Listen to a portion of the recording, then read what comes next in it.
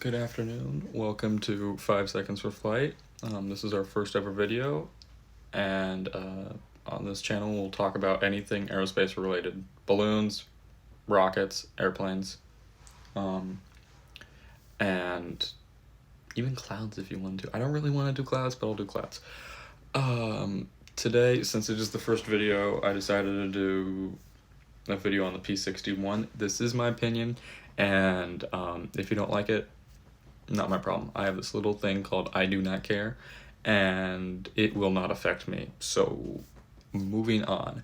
The p-61 is America's first all-weather interceptor, and basically it's a fancy term of saying it can take off at any time of day, any weather, and go shoot down the bad guys, which in this case was meant to be like Nazi German aircraft, but to be honest, this plane was way too slow, like 150 miles an hour too slow for that. So it had a tendency to A, get dropped like a rock, and B, get like absolute buffoonery made of itself.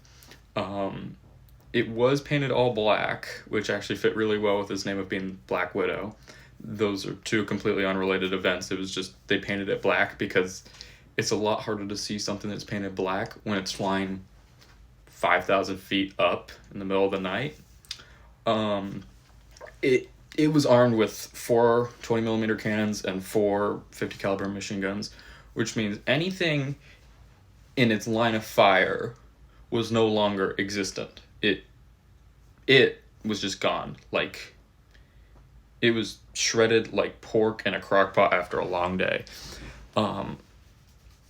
It did see a little more success in the Pacific Theater, however. It did get a few hundred, not a few hundred, like 150 air-to-air kills, because what it would do is they would send it up and they would just keep it like patrolling over a certain area, and then they just have it dive down after stuff and shoot it down.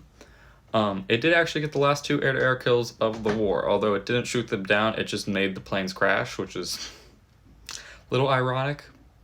But another problem is Northrop was such a small company at the time, they could not send out parts for these things. Like, one of these would get damaged in combat, and then it would just be on the ground for 6 months waiting for the parts to come in, which was kind of another downfall. Honestly, this plane was way too late, way too big, but it was also kind of cool. Like, I really enjoyed it. There's none of them flying, although there is one in Pennsylvania that they're trying to get flying, so I'll try and find a link to that and then put in the comments. Have a nice day, y'all.